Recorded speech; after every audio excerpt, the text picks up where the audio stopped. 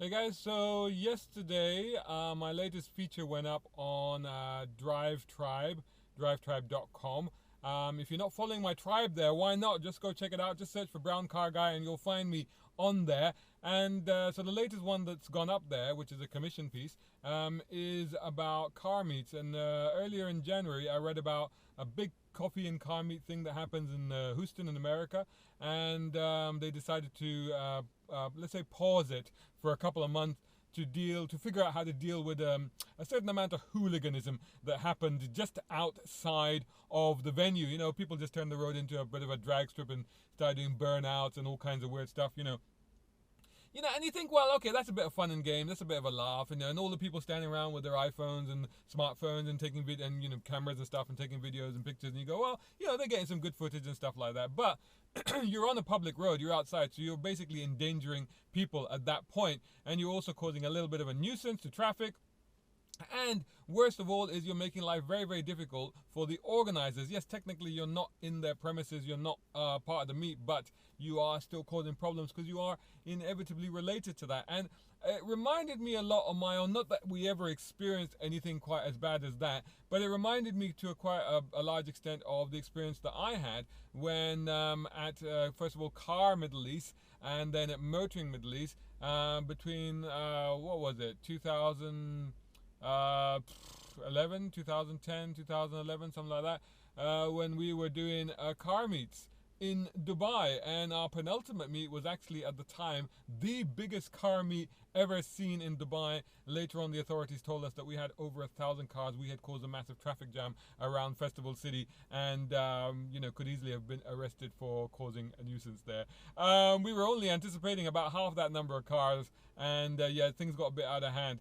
So I've written extensively in that piece about my whole experience of how that car meet that we had started grew organically into something that started with 25 cars into something that big beast that I just mentioned. And then the last one that we did was a highly organized, highly structured event, which went very well, apart from the fact that it wasn't fun anymore. And ultimately, that's kind of what it boiled down to. So really, I think the thing to remember is, there's got to be a bit of a meet etiquette. And I think I did something on browncarguy.com. If you search on there, meet etiquette or something like that. And you got to realize that there are people putting their time, effort, and energy into organizing these events for the benefit of car owners and clubs and enthusiasts and people that don't even own cars but just want to come up and to be able to get close to them, to see them, to photograph them, to video them, and to talk to the owners, which is always the best part of these events. And you got to respect the people that are putting these events together, because there's a lot of time, effort, and energy. It's a lot of responsibility, and it's a lot of, in some ways, a risk factor that you're taking on. And none of that is to be belittled. So my hat tip to anybody that holds a cars and coffee or car event or anything like that, because sometimes these things can get out of hand. And really, as car people, we should be careful not to do that, particularly when you look at the environment at the moment and you look at the fact that there is so much anti-car sentiment, and there's such an attempt, as I talked about in my last one of these updates, about the sort of potential demonization of the car that is occurring. And we don't want to see that. As car people, we don't want to see that. The car is not it's not satanic, it's not a bad thing, it's not an evil thing. It's like anything, it's what people are turning it into sometimes, the sort of a not desirable element of these events and these incidents. So so go and have a read of that, see what you think. I'd love to hear your feedback. I'd love to see your comments. If you used to come to one of the meets that we used to organize in Dubai, it'd be lovely to hear from you. Let me know, in fact, of your memories and what you thought was good, what you thought was bad.